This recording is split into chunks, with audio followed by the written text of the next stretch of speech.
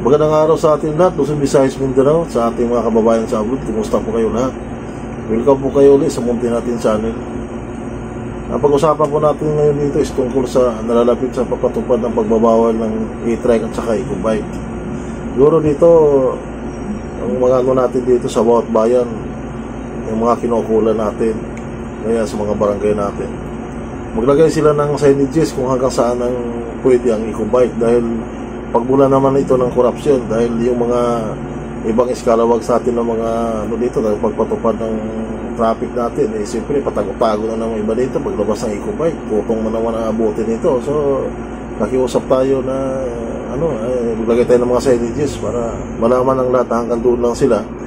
Pangalawa naman dito, sa bawat bayan, huwag naman sanang totally ban. Siguro sa mga main road lang.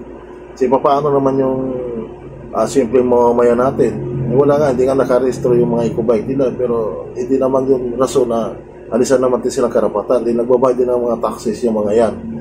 Hanggang gumagamit kasi sila ng mga produkto, bumibili ng produkto yan, magbabayad ng tax yan kasi may VAT lahat yun. So, huwag naman natin ding sabihin na kung wala silang mga lisensya, hindi nakarehistro, ganun-ganun na lang. Ang pinakabagandang paraan siguro dito, gagawa tayo ng eco-bike lane.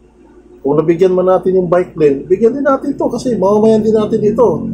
Yung mga politician natin, hindi man tayo tutol sa kaligtasan ng ating mamamayan. Talagang bawal naman din talaga ito sa mga main road natin. Kasi nilalakyan yung mga sasakyan. Ang isa pang dito, concern natin, dapat yung mga gumagamit naman ng mga eco-bike naman, mga anak nila, huwag nila paggamitin na wala pa naman kakayahan magdadrive. Yung ginawa dito is ang liliit pa, sumasakay doon sa mga eco-bike. Hindi pa na alam dito, hasta ang alon dito, madibila, drive nila. Yung kaligtasan naman ng mga anak nila, dahil pagdating sa highway, pakalat-kalat ito, tapos pag nasigihan naman, kagalit yung mga magulang, tapos pinabayaan din nila. Disiplina sa sarili magagaling sa atin. Huwag ka muna gumamit ng eco-bike kasi maliit ka pa, baka may mangyari sa iyo sa highway. So, dito naman, hindi naman kasi lahat ito nakatira sa subdivision. Ang iba naman dito nakatira sa libig na lugar. Kumuha lang sila ng eco-bike dahil nga sa bahan lang special ng mga special ng mga tricycle natin, hindi naman kaya nila.